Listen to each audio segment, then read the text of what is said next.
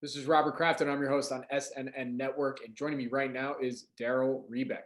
He is the executive chairman of Liberty Defense. It's a publicly traded company. I got two symbols for you: SCAN on the TSX Venture and LDDFF on the OTCQB. Daryl, it's good to see you again. It's in a different role, but it's good to see you. Hey, good to see you too. Good to see you. All right. Well, like I said, I know you from your previous experience at other jobs, so now we got this new company. Love to learn a little bit more. Can you provide an overview and history about Liberty Defense? Yeah, so security is something that's definitely a big interest to us, and I think a big interest to everyone. And we had an opportunity to join a company here and put one together that really starts with management. I think that's really important. We've learned that obviously in previous companies. And this is just a story that was really close to us and really, really strong. So we got involved in this. We just went public a couple of days ago, actually, which is fantastic. So again, we've got an unbelievable management team. The technology is very solid.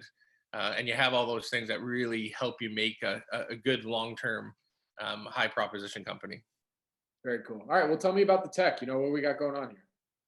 Yeah, so it's basically the easiest way to look at it is it's a contactless, high throughput security system looking for threats of any nature. So right now, with the world the way it is, things are opening up and it's going to be crazy. So last year you had the most amount of guns ever purchased in the United States. They had the most amount of guns ever seized last year, and you're starting to see a rise in domestic terrorism and non-domestic terrorism and Homeland Security has come out and said that, et cetera, et cetera. So right now, if you're looking at schools and universities, and you're looking at religious centers and arenas and stadiums and conference centers and all these things in the airport, that's going to open up like crazy here very shortly. Of utmost concern for them right now is how do you get as many people through the door as possible in a quick fashion in the safest way possible. So what you're learning right now is metal detectors aren't doing the job anymore. It's not finding explosives. It's not finding alcohol like on cruise ships. It's not finding money potentially or products that people seek out. So, you want something that can catch all these threats in a fashion very quickly so that you're not holding up crowds coming into an arena or whatever it may be. So it's never really been more relevant for these people saying, okay, how do we get people in here safely and quickly? And our technology really allows you to walk through at pace, and it's analyzing you through AI and looking for threats of any nature, whether it's an IED, whether it's a explosive device, whether it's a bottle, whether it's a gun, whether it's a 3D printed gun, etc. So with our technology, you don't have to take your keys or your wallet out. You can leave your backpack on. You just walk through basically, and you don't have someone standing in front of you waving a wand. That's never been more of an issue than now because people don't want anyone near them for all the obvious reasons with COVID. The operator is 6 feet away, etc. And like I said, it's just this system where you walk through and go into wherever you're going without being stopped, and it'll catch any threat that poses it.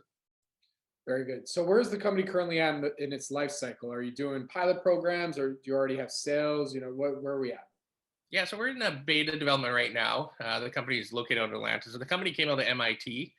It's been about 5 years in the making. It has 20 million US already put into the company, and we're going to take that to the next level, get into commercialization, get it out in the market. So right now, beta clients are, the NFL, border control. We've talked to CBT actually this morning for the Mexican border. That's a huge issue right now.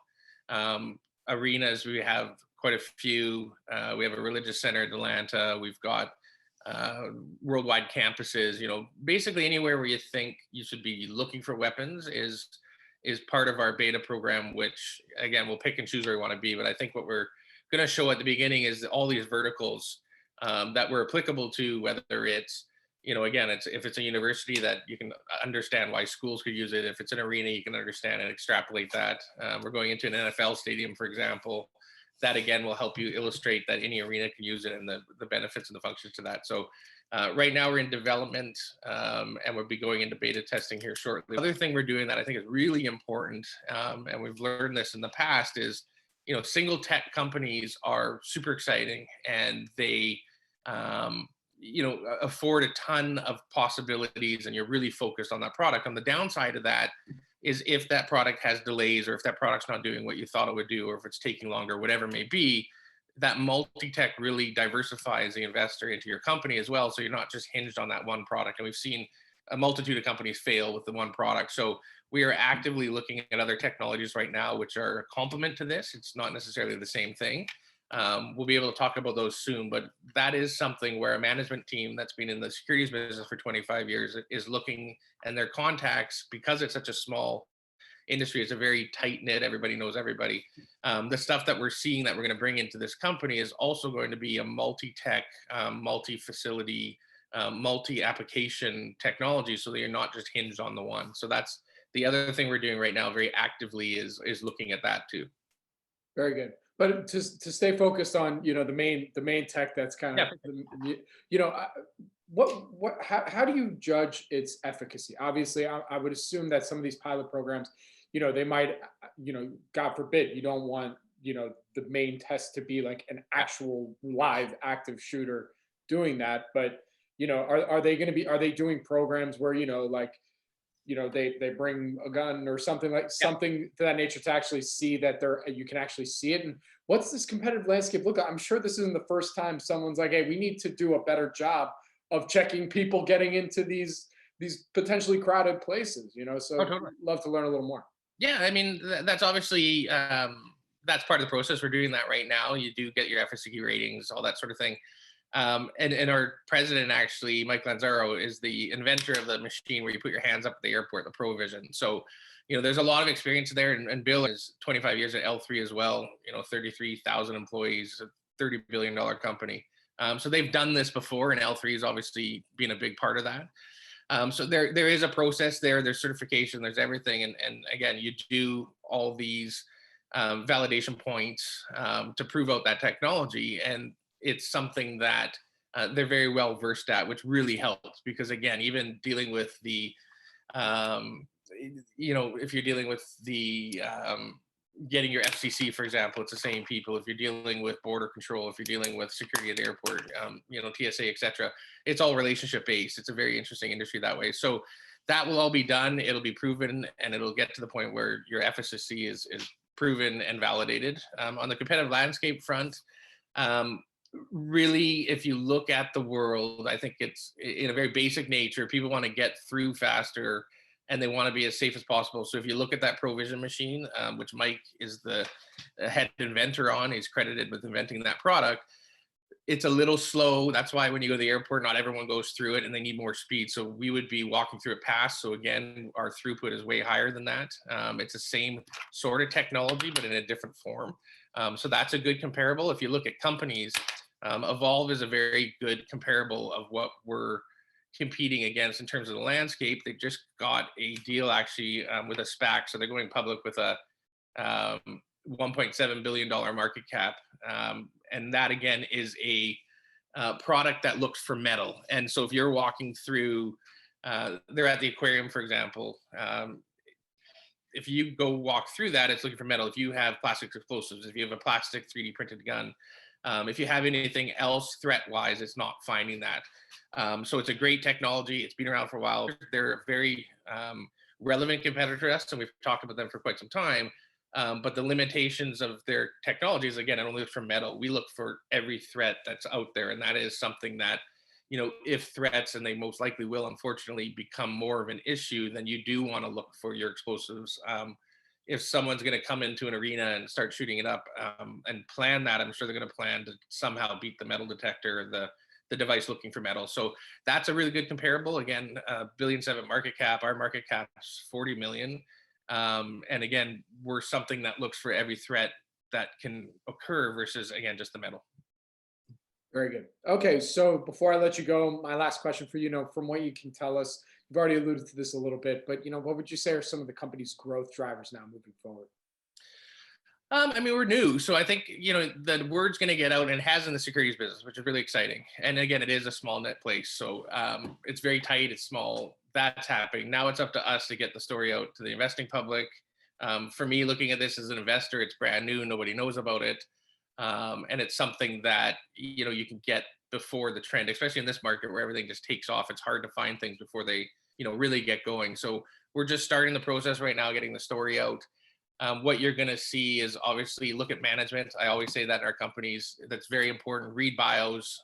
You want the bios to have, the actual companies they work with, their positions and such, not just they worked at all these great companies, because that's just such a common threat or a common trend sometimes in our business. And then look at the tech and why that's needed. And this is a tech that's massively needed. It's in huge demand. It's very rare. There's no one out there doing what we're doing. Those are the kind of things to look at. And then furthermore, you look at some of the competitors and the valuations and stuff. And I think, again, it's sort of the trend of the stories we had before, where it's undiscovered, but we're coming into a market with really strong management and a really good product. And again, the multi-tech, I think, is really important too, because especially in the securities business, you tend to have one main product, but the rest, don't get developed. And I think it's important to have multi. And again, our people can definitely pull that off. All right, very cool, Daryl. Well, with that, where can my audience go and find everything they need to know to follow along the Liberty Defense story? I go to the website. Everything's sort of a work in process. We have a subscribe button there, so we can send them more info. And definitely just poke around a bit. I know that's sort of archaic on a website, but look at the management, look at the product. Focus on the industries. Look at Evolve. I think that's important.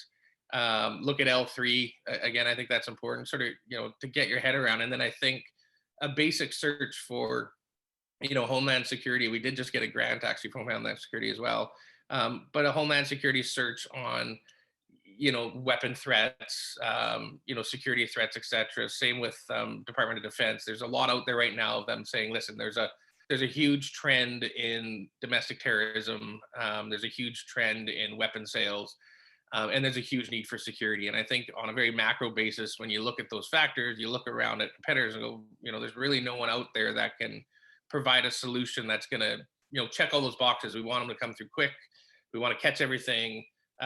We want it to be seamless. You don't want someone in your face, waving metal detector at you, et cetera, et cetera. And I think it starts to paint the picture really well. Very good. And what is that website exactly? Good question. It's libertydefense.com. There you go. All right, cool. Well, Daryl, great to see you as always. Thank you for joining me today. Good luck. Stay safe. And I look forward to our next episode. Thank you. Thanks.